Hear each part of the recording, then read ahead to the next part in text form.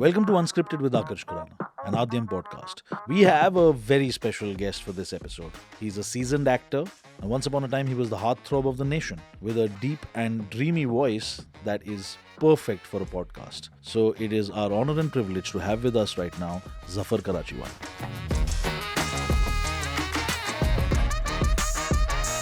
Welcome to this episode. Thank you, Akash. Unscripted with AK. Unscripted, like your life and my plays. Wow. So I've made that the tagline. And considering you've recently done a play with me, Yeah. I assume you know After a long time. how that goes in terms of the unscriptedness of it. To start with, and this is something that that has always fascinated me, is that you are a businessman. Right. You run a business. Right. You have a full-time job. That's right. And this is a legacy company. Yes. We some of us are legacy theatre peeps, and you're a legacy businessman. Absolutely. I come from a family of business people. And there's no performing arts in the history of the family. No, not till I got married. No, but before that, yeah, there's before nothing. that, No. nothing. So, firstly, very curious. What is this business that you do, which is apparently We make- over 100 years old? Is that true? It's over 100 years old. Okay. We make, it's a little difficult to explain, but we make anything that lifts material. So it's basically material handling equipment, slings, anything that you will see under a crane hook. I'm assuming that when you were growing up in this kind of a family business setup, you knew this was something you were going to have to do. Not really, no. My dad never said that, this is something that he wants me to get into. And it was always there as an option. Right. I'd wanted to go to the US, so I'd already applied, had done my, in those days, SATs, my To TOEFL. study something. To study in the US. What And were you wanting My to- brother went to the US Right. before in the 80s, in the mid-80s. And so I just automatically thought that that's something I'd like to do. Right. And study into computers, because I really love computers, still do. So that was my idea. Okay, I'm going to go and I'm going to do this. And then I was in junior college. I was in the Alliance Française. That's the first time I went on stage. Okay. I stepped on stage. Never did anything in school, So- apart from one Mahatma Gandhi appearance, Yeah. in which I'm dead, and then they're carrying me on the stretcher out, and I remembered my line, and I get up and I say, "Hey Ram," and I go back on the That was your on debut. that was my debut. Fantastic. So yeah, So- and everyone laughed. It was yeah. Apart from that, never on stage. So there was the first time I went on stage was a French play, Wow. UNESCO, La Cantatrice Chauve, I remember. And I did it because the Alliance Française has a system of teaching through practical exercises. So Right. if you're at a train station, you've got to actually get up and pretend you're at a train station and try and talk, because they don't speak in English at all in those classes. And so I loved it. I loved the whole experience of just getting But up you were and learning French. I was learning French. Right. And you were fluent in it. I started to become fluent in it. Okay. I did my diploma, but the method of teaching is so different there. They want to, everything is you've got to practically do it. So you're throwing you into the deep end. So you're throwing it, it's like going up and performing. It's stand up. Right. It's just, it's like whose line is it anyway? You've got to go up, then you've got to perform. And my teacher, I remember the Alliance, thought that I was pretty good at it, at doing all of this, because I came up with these really interesting ideas and scripts and jotted down stuff, and we started to, do all these things. She said, she put my name in for this play that was happening with a French director at the Alliance Française, who was coming down, and they were going to rehearse, and they were going to put this play up for the students, essentially. And I didn't know, and she put my name up. I went to audition. I was a looker. I had nothing to do. And So when you were how old? junior college, so Okay. first year, second year junior college, 17, 18, whatever. Yeah. And I got the main part. Right. I was great. And I performed on stage for the first time, and I was like, wow, this is fun. Right. This is great. Right. And then somebody at the Alliance said, hey, I'm doing a play with Hima Devi. And would you like to, and I'm going out of town for 6 months, so can you step in for me? And I said, yeah, come on. So I went and I did that. What play was that? And that was Hamlet. Okay. Hima done with Ali Khan, I remember. Okay. And Ratan Batliwala and a whole bunch of stalwarts. Right. And Hima Devi was a force. I mean, I don't know if you've ever met, No, got I a chance to haven't meet actually, her, no. but she was something. She was one of the first people that actually studied at the Royal Shakespeare Company. Wow. She studied there. One of the first Indians and she got it. She worked there in London for a while. Came back. She was a proper Shakespeare actor. Right. And so she spoke that way, and everything about her was, larger than life. Right. I remember her coming and telling me when she said, "Why?" We used to go out drinking, and after rehearsal, and come back sometimes hungover the next day, and she would say, "Why is it that you require alcohol? Is theatre not intoxicating enough?" Very That valid, sort of valid person. point. Yeah. So she was one of those. So I started with her and got my grounding with that. And I was petrified, I remember. So, I mean, I'd done, like I said, a play, The Alliance, but the first time I did this at Sophia Bhabha, Yeah. it was just like I'd never been on a professional stage before. And so it was just like, what do I do? What do I do? How do I, where does one enter? Where do I look? Blah, blah, blah. So I had nothing. I had no training whatsoever. But it was great fun. And then you continued doing theatre. Is that what And then you know happened? how it So, is. Somebody, I remember Ratan Batliwala, right. who's in it, said, "Hey, Kamna Ramchandani and Madhulika Verma are doing a play on AIDS. It's the first, their first play on AIDS being done in India, and it's going to be a musical. And you play the guitar. So would you like to audition for it?" I said, "Yeah, why not?" And so I did that, and I got the part. And What play was that? it was called SOS. The US then took a backseat, or did you go? So that just happened. So because of So, that, the US just somehow took a back seat. And I applied. I even got into a couple of colleges, and then I just said, "No, I just think I want to be here and do this kind of stuff." the business family was reacting well to this?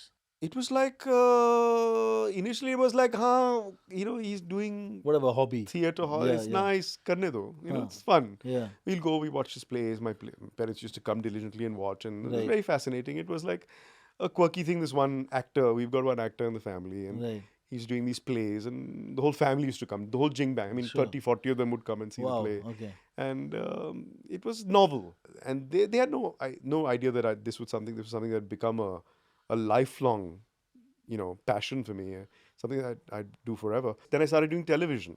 Now Yeah. when I So started how doing did that happen? That happened through this. You got picked up through a theater through this situation, only, through this, yeah. and I did a play with Ruki Dada Chandji called Acts of Faith, okay. and Mahesh Bhatt came saw the play. Right. His wife was acting in it. Right. And he saw the play and he said, "Listen, this is you've got a lot of this, you've got potential. I think you'd be great for a certain part I'm looking at." And so he saw it. Nina Gupta saw me on stage. Nina said, "Can you come and audition for something that I'm doing?" I said, "Yes, of course." And I did it. Another director for a series that I did, pretty popular series called Hip Hip Hooray. Hip, hip, hooray. I was going to talk about that at length. Yeah. So yeah, Nupur Asthana, who's yes. the director of that, Yes. she saw me in a production as well. Similarly, Ekta Kapoor saw me in production. Said, "Would you like to?" So I've done, over the years. So Hip Hip Hooray was not the first thing you did for television. Hip Hip Hooray actually was the first thing I did for It television. was the first thing. It was the first thing I did, and I actually did Captain Vyom before that. Right. Right. Few episodes of that, but that was minor, small parts, and then Hip Hip Hooray happened, and then I actually met Nina before I started doing Hip Hip Hooray, and so I was cast to act with Nina Gupta in Palchin with her much before, but then the shoot got postponed and it happened the following year. So And what did you do with Ekta though? I did a whole bunch of things, yeah. With, like you were doing All Balaji these shows. one-offs. No, not Okay. So in those days, fortunately, It this wasn't a whole daily daily soap thing situation, right. wasn't Right. the norm. The norm Yeah. was weeklies. Right. And the minute daily started, I was like, this is not for me. I couldn't hack it because television is a completely different beast. Yeah. And if you do television, you've got to have a certain mindset. You've got to just be ready, go there, say, हाँ line क्या है?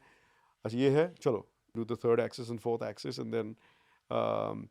So I mean, and now again, I mean, a lot of people who might be kind of actually tuning in to listen to this might not even know Hip Hip Hooray. Right. But I mean, people of our generation, of course, Hip Hip Hooray was a huge show. It was a pretty big deal. I mean, I think it was quite it was a youth-centric show, and it got really popular and Yes. became a bit of a movement. And I think you were quite the heartthrob. That was something that happened. I mean, it's true, isn't it? Well, Yeah, yeah. So, okay. How was that experience being part of something that became so, like pop culture? It was huge, right, at that time. So, we had no idea that it became so big when it did. The only the only way we realized is that people, the audience, mostly teenagers who were seeing the show, they got to know that we were shooting at St. Mary's Baikala. okay, So they would land up there right. in droves. I mean, hundreds of them would land up there. And so initially, it was, oh, good, we've got fans here, and we'd sign autographs and meet them and take photographs and etc. etc. But it got to a point where they started following us and they started to figure out where we were going and where we were shooting. Wow.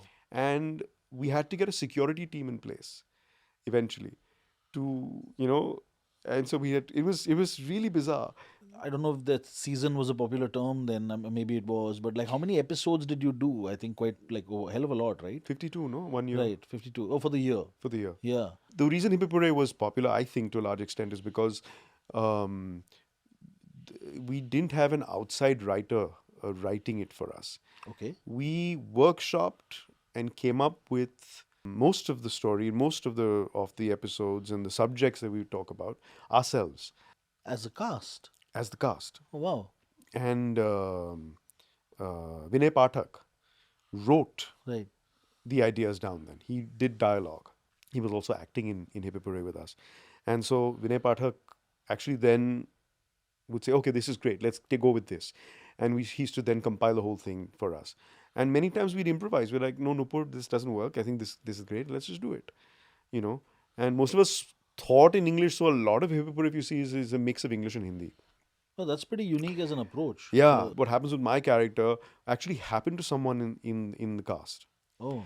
It was interesting. No, I also think, the thing is, if you kind of look across the ages also, and, I mean, I'm coming out of, say, like 2 seasons of Mismatched. Right. And I think that there is that kind of content which is aimed at a particular kind of audience, which is the one that kind of tracks the best. And perhaps that's because they're at that age where they're the best fans. Right. The young fans are the best fans, right? So the Absolutely. 13 to 18, and Absolutely. they're kind of like tripping on like this youth content that is being kind of targeted at them. Yeah. And I think that's what, there wasn't so much happening for the youth back then either. Yeah. This phase, and then you Yeah. did other television, and then you're saying that basically when the daily soap business started, you kind of maybe bowed out of the television world. Yeah. You focused on the television career, and then what happened?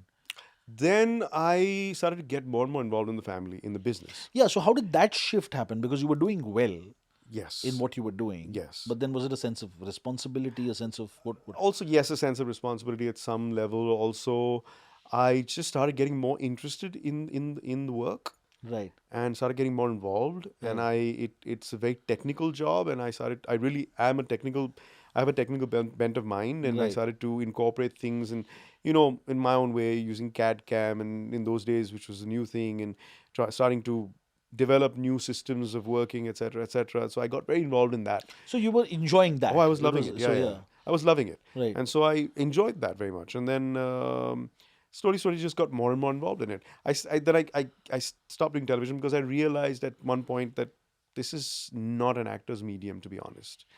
It's a writer's medium. Television Fair, is. fair. If you really want to be an actor, you have to do theater. And I'd stopped doing theater because I couldn't commit to theater because of television. And I said, I don't want to do Rehearsal that. times and Yeah. all those, I said, I don't want to do that. I really want to do theater. I wasn't living hand to mouth. Right. I didn't have that sort of thing. I have to make money. I have to do that. And, Right. I had the opportunities, many opportunities and many different doors that I could, go through to figure that out. Theater is something that I really, really always wanted to do. So you actually chose then to kind of slow down on the other stuff, do the family business, but you could kind of juggle theater with Yes, so I could That do was theater. possible. So, and you know how it is in Bombay, now Mumbai. Back in the day, one would rehearse post 4, 5, 6 o'clock in the evening. Most people would have jobs, and most people were doing other things. Yes, Most actors back in those days, and so we'd rehearse from 5 to 10 or 6 to 11 every day, and rehearse for a couple of months, and then put up the plays, and then travel with them. When I did Class of '84 with Rage, Yes. we did back in, this was 2003. We did 150 shows in 1 year, Wow. in 365 days, and traveling all over the place. So Right. it was a lot. I mean, then I'm sure you guys are now with your plays are doing. I mean, I don't know if maybe there was 1 year where we did about 150 shows, but I think, yeah, I mean, 100 per year we do manage. Yeah. A fair amount. Yeah. Yeah. But this is one play. Yeah, no, look, 2 of my plays are down 100 shows. That's it. Right. I mean, it's been harder and harder to, kind of run them longer. And I think also what's happened is perhaps from 2000, whenever, three, there's also a whole lot more theatre happening. Yes. So we are also fighting a lot more for like spaces to perform and dates to perform, and it gets a little, and we don't have the concept of runs. And whenever the runs have been tried in India, they failed. So and it's so weird. I was having a conversation with Shiti Zog, and Marathi and Gujarati theatre has been doing runs forever. Yeah. They do shows every day. Yeah. And they have an audience for that. It's a cultural thing, perhaps. But like, That's what it is. It's a cultural English thing. theatre has always been a bit of an uphill task in that sense. And like there were all these questions that you're putting in all this effort and then you shut it down after 10 shows. So, like how does that work? How does that, and it's how do you explain the passion part of it at any point of time? But That's the thing for Marathi and Gujarati theatre. There is an audience for it.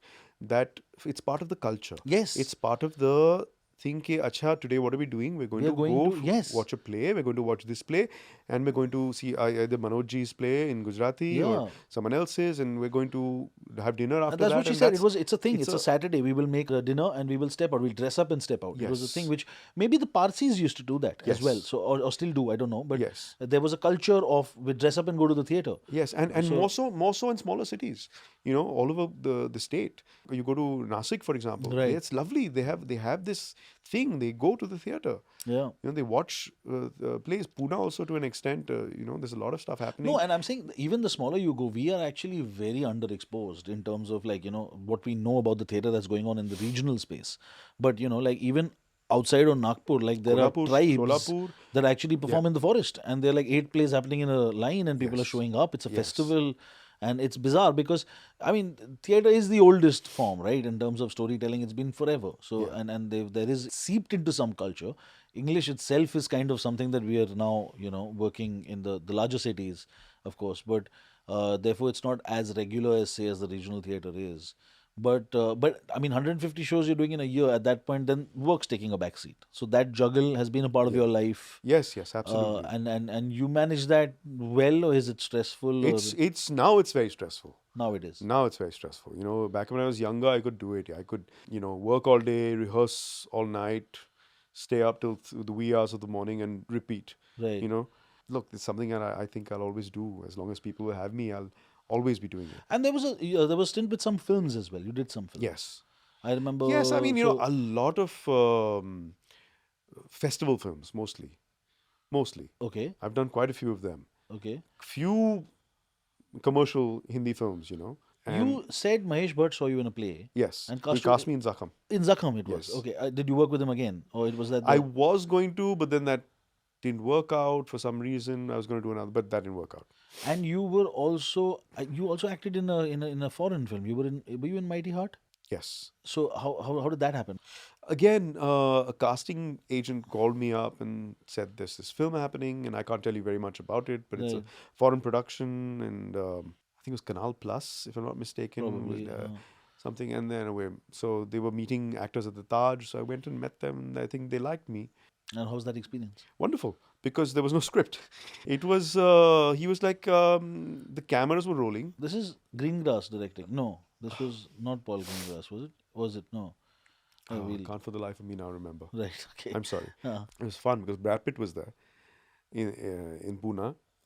Brad Pitt had come down. Angelina Jolie was there. You met all of us. Hey, I'm Brad. How are you guys? I'm Zafar. Sitting at a table, and there were 2 or 3 cameras, and one on a trolley and one handheld and something. And he was like, "Oh, tell me about you and what's things with you, how things with you in Bombay, and what do you do, and what do you think about this?" And it started to get political. And the director started pushing things towards, saying, what about politics and this and that? And we were just talking, and he recorded the whole thing, and he said, "Oh, we're done." I was like, "What? No, we're done." Done what? We just sat and chatted. He said, "Yeah, this is all. We've got it." So if you watch the scenes, it's just us talking about random things. And we're overlapping and we're eating and we're, hey, but what about this and that? And it's so real, Wow. natural slice of life. And so there was no script. And we weren't given a script. Oh, that's really cool. Uh, So, but barring these kind of brief stints, of course, you said that once you kind of got back into this and you're doing theatre, you've been fairly regular with the theatre Yeah. thing. You've been doing like plays every year, I'm Yes. assuming, and actually talk about. So now, of course, there was no performing arts in the family till you got married. You married an actor. yes. You now have a son who is an actor. Yes. uh, which is amazing. Yes. What was that kind of almost like this, clash of two kind of worlds where you're the business family and the performing arts family, and Alam is from a performing arts family. Very much. She's very much she's a legacy actor Right, in she that is. sense, or a nepo kid like me. So Yeah, very much. But yeah, I should so like you. I actually, when I first met her, I had no clue that she Who was she was. who she Okay, was. okay, yeah, right. No, also it's something that she doesn't really use anywhere. No, no, So it's absolutely. never been No, a no, thing not that at she all. doesn't wear it on her So, sleeve. So, a mutual friend, Shanaz Patel, I was in those days going to produce a play. Pushan Kriplani was going this to is not direct. Pereira Bakery. This is No, something this is else. Okay. Hayabatan. Oh, did you produce that? No, we were going to, but then it Okay. didn't work. I mean, things didn't work out.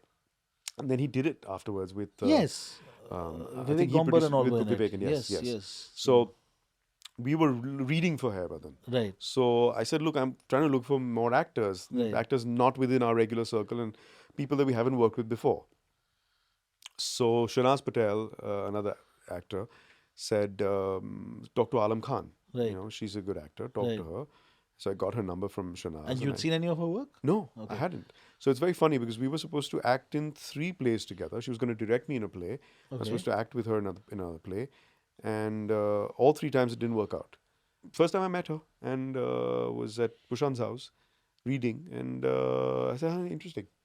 We should go for a coffee and chat. And so, yeah. And things, went from one to another. And yeah. So it was interesting. I didn't know who she was or, her legacy or anything. I found out later, Right. or a week later, Yeah. and it was fun. It was great. It was great. So I mean, both families had done a little bit of research about the other families, Of course. you know, Right. and all good things, fortunately. I think she and I had done some work before that. I think Rafta Rafta had happened before that. Yes, I'm not sure you ever saw it though. I did.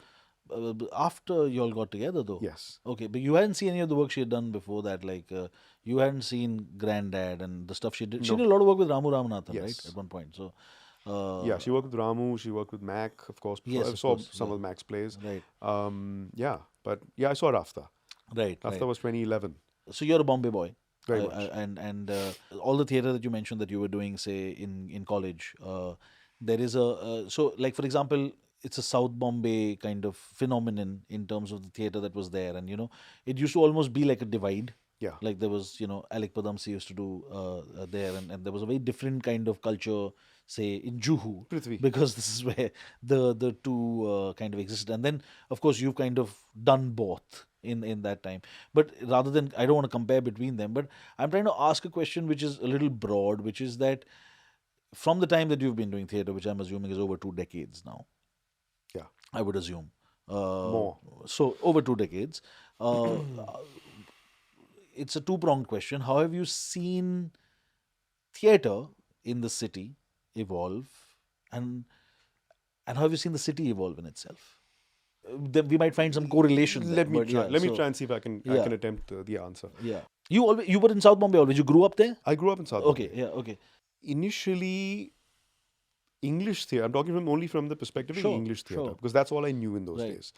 English theatre was we're going to do a piece by a well-known international playwright, Occidental playwright, right, be it Shakespeare, be it any of the big guys, yeah, and that'll work, and that is tried and tested. So we're sure. only going to approach it there, and you have an audience for that. They come, they watch.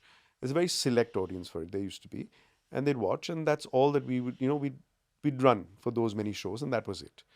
But were these classics reimagined or were they done traditionally? Some done very traditionally, Okay, and some reimagined. Like I remember doing Romeo and Juliet with Vikram Kapadia right. in I believe 96 or 97. No, sorry, 95. And it was the year that Baz Luhrmann's Romeo and Juliet came out. Wow. Okay. Ours came out just before. I mean, we opened before Baz, and it was uncanny the similarities. Yours was a kind of musical, or was it? It No. was not a musical, but the concepts where it was very modernized. Nice. It was just 2 families. It could be one in Dongri, one in Mazgaon, Baikala. 2 families who were living there, and there's their lives, and everyone had switched those little knives. It had and been things like kind that. of fit into Bombay. It was Was that kind of fit into Bombay. Okay. Everything was in English, and we stuck to the script. Right. We, of course, The had to- the language. the It was, language. We yes, so- stuck to that Shakespearean way of talking and all that. And we had Luke Kenny in it. We had some very interesting actors, and it was phenomenal. It was lovely. So stuff like that. But again, then it was Shakespeare. Right. Right. Then you had writers like Vikram started writing some stuff in English. Rahul Dukunia started writing Yes. interesting things. Yes. And a shift happened at the time that I would say around Class of 84 ka time, when Class of 84 came out in the early 2000s. Right. Suddenly you had people writing things about us, Correct. which Absolutely. changed. Yes. Suddenly it was, hey, this is St. Xavier's College. This is 1980s, 1990s, St. Xavier's College. This is us. This is a bunch of guys. I'm Rahul. I'm Radhika. I'm this one. My name's Nikki, and I'm from here, and I've come from out of town, and I'm in this whole South Bombay milieu now. And people said, yes, we relate to this. Right. This is us. And so you suddenly had a different type of audience coming to see theatre, not your tried and trusted English theatre audience. But yeah, we had a lot of people who came who said, this is the first play we're ever seeing. We've heard it's a nice play, and rather than go see a movie, बैठ के 2 घंटे picture देखो, we come and we want to watch this. Because you were talking their language. Yeah. Yeah. And that's when things started to change in the early 2000s. And then people realized, hey, this also works. This is great. So then you had movements like Writer's Block and other places that started to sort of, let's find guys who will write More more original about content. original Yeah. content. Absolutely. Yeah. And yes, of course, you want to do a Shakespeare, always it's going to work. Shakespeare is Shakespeare, obviously, Yeah. Yeah.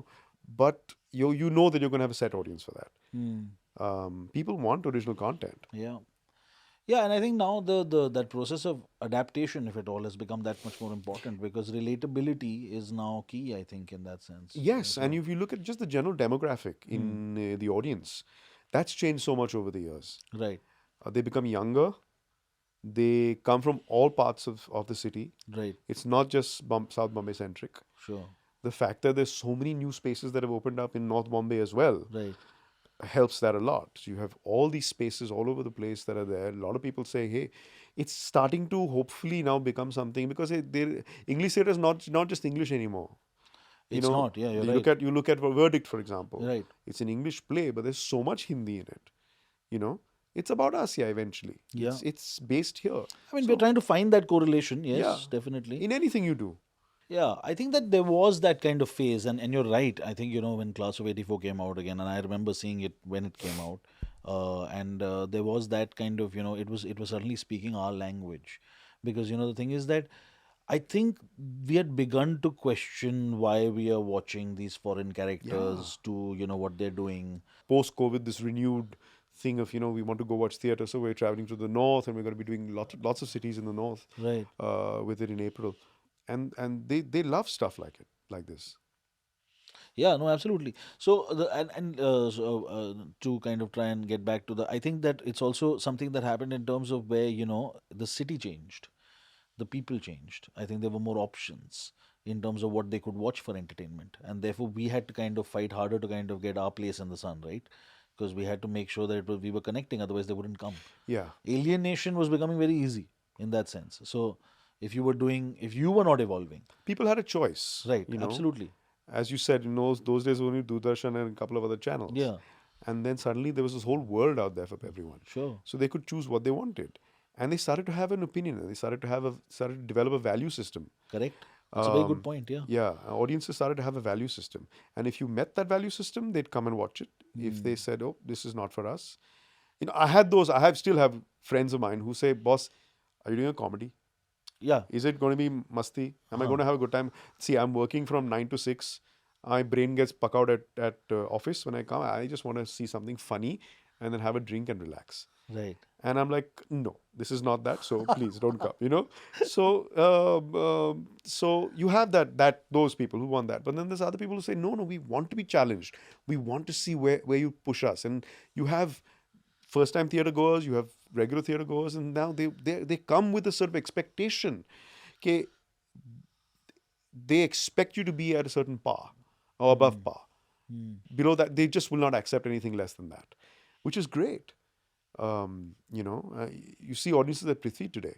You get great houses now. Again, post-COVID, it's wonderful, but they've seen so much. Yeah, they know so much. So you can't pull a fast one with them. Yeah, You and I can't. think that there's also generally been an upscaling, right? That's happened in terms of just quality of production. I mean, even if we're talking like Aadyam podcast show, we're talking about Aadyam, and Aadyam's in its 6th year. Right. But I mean, one thing it's done is that it's kind of put it out there, right? Certainly it's become, like, I keep talking about it in all the sessions they're having, is that, when the first year of Aadyam happened and we did Hound of the Baskervilles, because of all the hoardings out there, which I had never seen for a play in my life, I think that a lot of the audience was not theater watchers. They were people Yes. who had come for like an event, No, absolutely. so Aadyam has helped tremendously because since Aadyam started, you've had a whole, like you said, another whole type of audience member that's come to watch theater, and they love it, and they're regular goers, and they have you been a part of anything in Aadyam? in Aadyam, no. Okay. Actually, yes, I have. What am I saying? With Nadir, God of Oh yes, Carnage. God of Carnage. Yes, yes, of course, of course. Yeah, which is also the good thing, because you see, what I'm talking about is that there's no dumbing down of content. Not at all. I mean, I could pull off the Kite Runner because it needed a certain amount of infrastructure and cost, but it's not an easy play to watch. Yeah, So, which is a weird, it's a weird commercial model in that sense, yeah, right? That you're putting yeah. out a, yeah. So, So, but because you've got the backing of Aadyam, you can take those chances. You you can can, take those yes. risks. Really, genuinely do something that you want to do, that you think the audience will really like, and take that leap of faith. And it's like every good boy deserves favor now. I was going to say, so we were talking about original content, and you've just come out of a Tom Stoppard play. Yeah, I know. A And 1970s no, Tom Stoppard play. 1970s Tom Stoppard play done as is. There's Yes, no attempt at an adaptation not or at all. how was that? Going back to a classic text, how was that? So, Again, I do a sort of cameo in that. right. So for me, it But you're part was, of the process. Your son's got a big part. oh yeah, So, very much, very yeah. much. It was great because the it felt like but Bruce is from England and the director, so he has a different mindset in how he wanted to go about the whole rehearsal process. So he would not rehearse without the whole set there for us. This was very very interesting and innovative for me. And you had a proper stage manager who was calling cues. We had, of course, this whole 42-piece orchestra, Yes. which was I've never done a production like this before. With then you had sets by some Tony Award winning, Yes. Yes. set designers, sound by Tony Award winning people, who all came in very symbiotically and just did their job and were very professional, and no one had any hang ups about anything. And we changed things around if things didn't work, and we just did it. Um, the initial process in November, when the play opened, it was very hectic, but and there was a lot happening in terms of set, a lot of things changing. Even with the music, a lot of things changed in terms of cues. Yeah.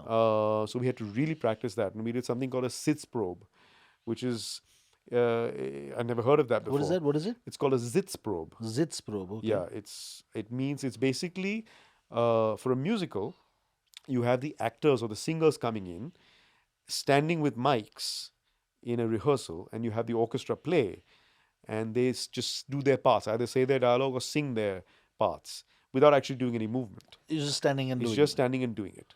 It's called a zits probe, Okay. and it's just to get an idea of timing for the orchestra. Orchestra. Oh wow. It's an orchestra rehearsal basically. Okay. And so we did a few of those zits probes, and it was just fascinating. Never done something like this before. And Mikael Toms, the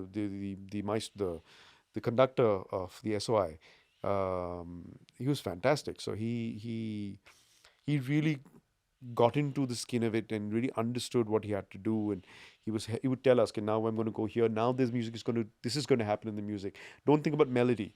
The music's now getting What's dark. it gonna Now do? it's going What's here. it? Yeah. Now it's going there. What's it So evoking? Yeah. yeah, so that's what we're trying for. If you feel the same way, or if you are trying for the same thing, I'm going to go help you with that. So so we'd sit and mark. He did it with the other actors, not with me actually, but mark out. He was brilliant. He had a That wonderful whole idea, moment. Yeah. I walk in, that was Yeah. his idea.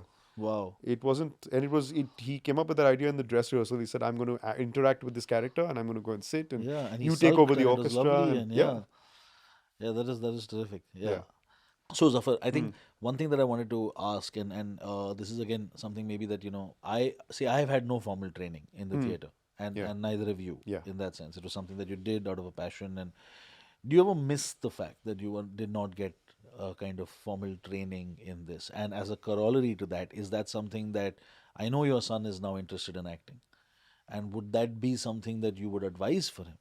Yeah, sure. If he wanted to pursue this as a career, something that Right. he'd like to do, Right. I definitely tell him yes, it's That he should important. get I some. think so. Right. And do I you think miss so. that? Do you think that? No, I think over the years I've picked up enough that I'm at a place where if you're asking me if I want to be trained now No, or no, no. Do you miss that you never had it? no, So, I don't. I and don't. and and do you worked with so many actors? Do you see actors perhaps who've had it, and do you see any difference or advantage that perhaps they have? Yes, You I do. think so. I think training is important at some level because it gives you a tool to make you understand how to approach something that you would normally take. Let's say, I mean, when I did a play called SOS Right. on AIDS, one of Yeah. the first plays I ever did, I had no idea how to approach a character. This was a young boy who's afflicted with this disease. It was very new in those days. Right. He was shunned by society, and he got it through. I think he used some needles which were um, Infected. infected, and so he got it. And now he's shunned by society, and he's trying to cope. He's trying to deal with it, and he's finding his own way through music and through. He's very angry, etc., etc. And so the whole understanding of how does one build character, how does one do method, how does one figure out, how does he walk, how does he talk, how does he behave, how does he function, what are his thought processes, is something that if I had that understanding of the technique of knowing, okay, I need to go in The this steps direction, at least. the Yeah. steps at least, it'd be so helpful rather than me sitting night after night trying to figure out what's going on. How do I approach it? What do I do? Beating my head up about it, trying to do different things, faltering most of the time, failing 90% of the time, and then trying to, even on the day of the final show, being so unsure as I hope what I'm doing is working. Right. Rather than knowing, okay, I have XYZ technique. These are proper ways, manners, and it's like eventually, if you think about it, it's like having building a really nice Excel sheet. You know, you put in the correct formulas, you put in all the nice things, you've put the tables, and you put in your information, all the information that you require, and then you get an output. Right. You know, and if you know how to do that well, you get the output without much trouble. Performing to the camera is very different than performing to an audience. And you Sure. only understand much later through, I mean, if you don't have any, you only understand much later what it is to throw your voice, to actually understand what it is that you don't have to perform to the person in the first row, Yeah. but you perform to the person in the last Last row. row. And how do you Yeah. do that? Theatre's got to be larger than life at some level Right. because that guy right in the back at the NCPA is seeing this little thing, Yeah. seeing this much, Yeah. So you moving your eyebrow up and down is not going to do Not it. gonna. Yeah. You know, you've got an emotion to put out. You want to, you've got so many things, active verbs and this and that, and get into it. There's so much that one has picked up over the years. Yes. But But every line has those were a not tools available to begin with, and perhaps yes. that could have put in a better space. Oh, Perhaps. Yeah. absolutely. I could have been changed so many things that I'd done over the years and Right. figured rehash them and rework them and done them differently. Maybe I don't know. But I did what I did to the best of my ability using talent, if you call it that, Mm-hmm. confidence on stage with a sort of desire to perform, desire to be seen by an audience, desire to give something, understanding of some sort of energy exchange that happens on stage. Sure. You know? I mean, see, look, there is merit in learning on the job as well, of course. But Yeah. yeah, like what you're saying is that this is quite a technical, thing that we're doing, that we're actually kind of, engaged in. You briefly dabbled in producing theatre as well. Yeah, it's two plays. And how was that? And why did you stop? Wonderful. Um, And why did you wonderful. stop? So, okay. Uh, scary as hell. Wonderful. I did one play with writer's block. Which one So was that? Pereira's Bakery. Correct. I saw Pereira Bakery. Yeah. Yeah, yeah. And there was a great. I directed it and produced it as well, and it was insane. It was great fun. You directed Pereira Bakery as Yes. well. Okay. And is that the only play you've directed? Yes. Okay. Only play I've directed. I produced Pereira's Bakery and Bombay Talkies. Vikram Kapade directed that. So, and why did you do it? Why did you stop? It's just took up so much of my time Right. and effort, and I got so stressed out. You know how it is. It's all encompassing. When you produce a play, the buck stops with you. Yeah. And like I said, I've got so much else happening in my life at the same time that I just said, look, I don't think this is wonderful. I enjoyed it thoroughly, but I don't think this is something that I want to act. And when I was producing and directing, I couldn't act. I couldn't focus on that.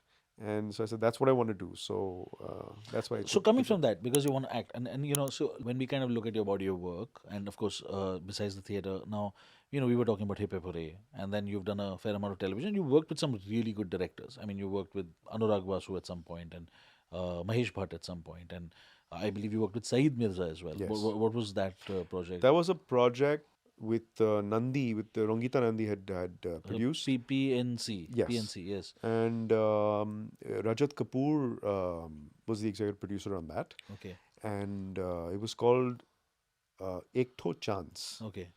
a play about Bombay, A a film film of, about Bombay, okay, and had some really interesting actors, Vijay Raz, Purab Kohli, Rajat himself, Vinay Pathak was in it, I was in it, and it was great. It was such a joy to work on that production with Said Mirza Saab. it was an institution. Oh Yeah, my so God, it was just such a learning experience yeah. for me. We had a lovely time, and unfortunately, it didn't see the light of day for whatever reasons. I don't know. But if that movie had come out, I think that would have been it would have been one of the better films.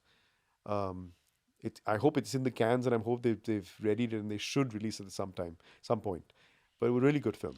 But so these opportunities, good directors, good part, success. When you're talking about TV and stuff like that. But there's always, and it could be my perception, but I don't think it is because I talk to a lot of people who are always complaining about not seeing you enough Hmm. and not acting enough. And that's what you want to do. You want to act, but this is a choice Yes. in terms of particularly for the camera, Yeah, almost a spiritual experience in being on stage for me. right? Sure. I'm a very spiritual person, and maybe that's something you don't know No, about I me. don't, and Yeah. you'll have to now elaborate on No. it. So yeah, So no, I believe a lot in energy. right, I believe I really understand the power of putting my hand on yours and really exchange that energy exchange that happens. right, Our fields, intertwine with each other when we're on stage, right. and I feel that, I understand that, and I there is a joy in exchanging With the presence of the with the audience and audience the and with other my fellow actors, and actors on yes, stage. There is a joy in that experience. When I did art with two other actors, Saurabh Adeshwar and Rahul Rahul Bose, Bose, yes, on stage, and I just stand there, and Saurabh and Rahul when the audience is coming in, and we just stand backstage and just feel just they're coming in. They're here to watch you. right. They're here to focus. 1,000 people at the Tata Theatre, I'm sorry, no, 800 people at the Tata Theatre are focusing their energies for those 2 hours on What you, you are gonna do? Yes, on what you're going to do, yeah, what you're going to produce, what yeah, you're going to create. sure. It's, for me, the greatest form of prayer, Wow. being on stage. And once you do it and once you experience it and really, like with Verdict, for example, it's a wonderful piece that way. We didn't give you the Uh, time for no, so but when yeah, I know, I'm suddenly it was feeling like chaotic, I'm suddenly manic. feeling that we've been doing wrong by you. So, No, no, but just the experience of that, being there and taking it in, breathing in what the audience is giving you, and breathing out and giving them back what they've come to watch, is like no other experience I've ever had on the planet. So therefore, for me, the buck stops with theater. The buck stops with live performance. I'm going to use that to get into a little bit of this rapid fire thing that we do. It's you don't have to be very rapid. Uh, There's no hamper. And I'm going to kind of keep it theater centric because after what you've said about theater, it would be almost sacrilege to talk about any of the other mediums. So we'll kind of keep it to there. As a theater actor, what have your greatest influences been, or who? oh, Who are actors that you look up to, or like whose work you've enjoyed? What are your what the person that you are on stage? What are a whole bunch of them. I can't really. So, Alan Alda, wow, um, Woody Allen, of course, your De Niro, Pacino. These guys, I mean, one would watch them as a kid and go, try and imitate them and that, do yeah. the scenes in front of a But mirror. And Alan Alda is a really interesting I love Alan choice. Alda. So yeah, I loved his style of performance. Wow. You know, MASH, for example. If you look Yeah, at, and yeah. I watch it again and again and again, the way he brought so much humor in everything he said, but there was such a huge um, tragic. It was such a tragic character, and all the pain that he carried in that war that was going on, and all the Yeah. stuff that they were seeing, and they were trying to make light of every situation. But you saw that pain, and you saw the tragedy. And I think that's what they say. No, true comedy comes from tragedy, and Yeah. he really was the epitome of that. Wow. Yeah, I stuff like that. These No, guys I love the fact that it's not an obvious choice and it's such an interesting, well thought out choice. And in terms of Indian actors, again. There's so many. I mean, I'd say the more of the previous generation of actors. of course, yeah, yeah. I mean, Utpal Dutt, for example. Wow, My okay. God, what a performer! My father-in-law, Amjad Khan. I've seen some of these Hatke films that he's done Yes, that absolutely. are just fantastic. You know, he was very interested in dark comedies, and very interested in theater noir, and he Right. did some of those really interesting pieces. That are just, just wonderful to see. Who else? Amol Palekar. These guys are, and again, they all have a sort of theatrical background. All of them, all of Mm-hmm. these people. Mm-hmm. A director you haven't worked with and want to work with. Could be stage, could be screen. Uh, In this country, or I wish you well, and I wish that you do get a chance there, but in this country perhaps.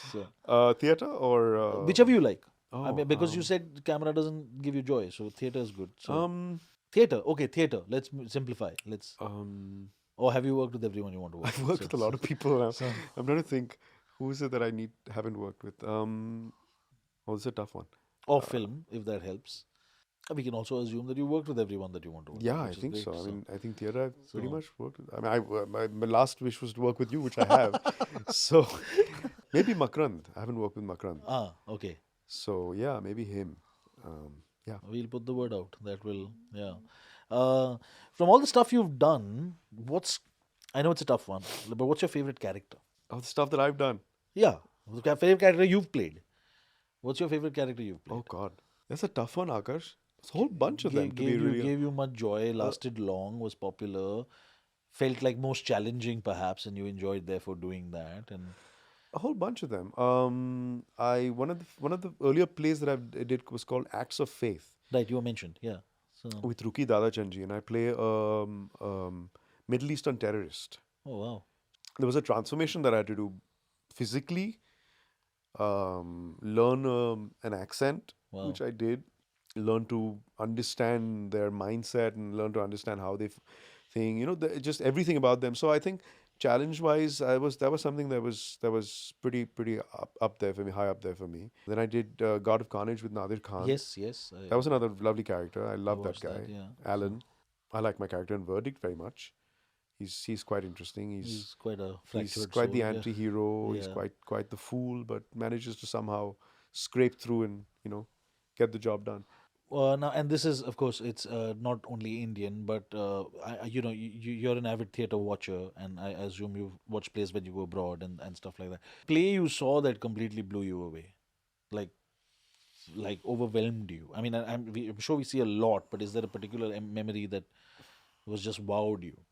Warhorse Wow, you saw it live on stage? in London, Okay, um, and again, it's one of those things that you just can't explain to another person it's who's not unimaginable. been Yeah, there, yeah, who's not seen what they do there with yeah. puppetry and with Yes. those huge creatures that they've created, and you forget that there are actual human beings Yeah. actually there, not. I saw NT live and I'm getting goose flesh thinking about it. So, Yeah, I mean, I saw it on screen yeah, and it was insane. yeah.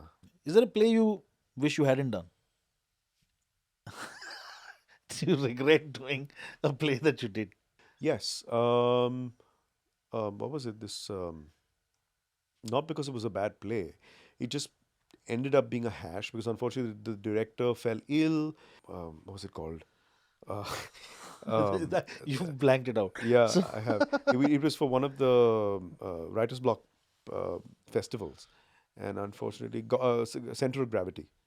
oh, I don't remember this. Yeah, Okay. Center of Gravity, written by a lovely guy called Rajiv Rajendra. Lovely piece, but it couldn't come together unfortunately because there was a lot of problems The director fell very ill, and we had to stop rehearsing for a while. We didn't get enough rehearsal in. No one's fault. They tried to get another director in. That it didn't somehow work out. Then the previous director came back, and we changed things around so many times that when we actually got on stage, no one had the confidence to say, okay, yes, this was we did a good job.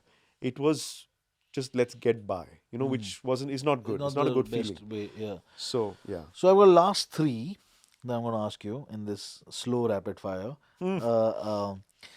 If you had to use three different words to describe your acting style and process, what would they be? Oh God, intense, Intense. Okay, good. intense, intoxicating, intoxicated, Intoxicated, yeah. and being a mirror. Nice. Yeah.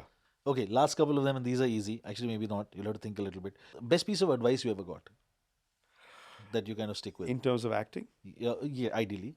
be ugly. Don't try and be a hero. Don't try and look cool, think cool, act cool. The uglier you make your character, the more real it'll be. One's not trying to do meaning one has to bear one's everything out. Yes, yes. Let it all come out. Who gave you this advice? Unless it's, yeah. But yeah, I'm it's trying good to think advice. whether it was Vikram Kapadia or who it was. I can't remember. But yeah, be ugly. That doesn't mean that don't do your makeup and have the hair disheveled and all that. Just let everything out. And if you need to flop, and if you need to be a flop, be a flop. If you try to be a hero, that you'll be so. And don't try and make me cry. So it shows an audience what being human is all about. I think it was Oscar Wilde who said it. Okay. And so, it's just being that mirror. So if you've got to be that, you be that. It's just simple. And my last question, and usually the question goes like, if somebody's kind of looking at becoming an actor, but I'm going to tweak it a little bit for you. What's the best, or what's the one piece of advice that you will give Mihail if he chooses to take on the career of being an actor? First of all, as far as theatre is concerned, don't expect to be on stage all the time, because it's what happens backstage. Do production work, Oh, do the running okay. around, Wow. do all of that, lift those blessed patties and run around to understand what it is to put up a play, what goes into making a play, rather Nice. than just coming and saying, "Where's my dresser?" You know. Right, right. So do that first. Start from the basics. Start from the ground up. I started with Hema Devi. I used to carry all her patties and run around and go from point A to point B, set up set, literally organize chai, coffee, do everything you do the way you think and the way you interact with everyone. And I think that's, if I had not got into acting at all, I would have been a completely different person, personality wise or character wise. I've changed a lot. I was very introverted and Really? and very sort of quiet. And then I started being a chameleon. Oh, Akarsh wants me to be like, I'll be like this, I'll be like this with Akarsh. Oh, that one wants to be like that, I'll be like that. I'll behave like this, I'll behave like that. So I made friends with different people in different times. And then I realized, hey, this is me acting. Yeah, so I mean, you would say don't shy away from the grind. You got to do it all. So, Yeah, absolutely. wow, yeah. On that note, thank you, Zaf, and wow, this was a lot easier than I thought. I Thank thought I you. had to really like draw stuff out of you, but I didn't have to. You were happy to talk, which was Yeah, great. So, absolutely. No, no, my yeah, pleasure. thank you. Lovely. Hi, this is Zafar Karachiwala, and you can tune in to the Aadyam podcast, Unscripted with Akarsh Khurana, on BingePod, Spotify, Apple Podcasts, or wherever you get your podcasts from. Make sure you follow Aadyam on YouTube, Twitter, Instagram for more information on the podcast. Tune in.